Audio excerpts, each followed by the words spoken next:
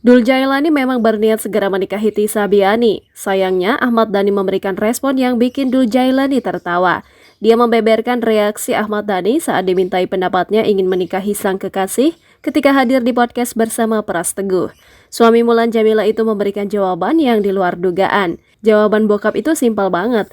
Menurut ayah gimana? Yang penting menurutmu, ungkap Dul Jailani dilansir dari YouTube Deddy Corbuzier. Meski begitu, Ahmad Dhani nampaknya telah memberikan lampu hijau atas niat anak bungsunya untuk menikah di usia muda.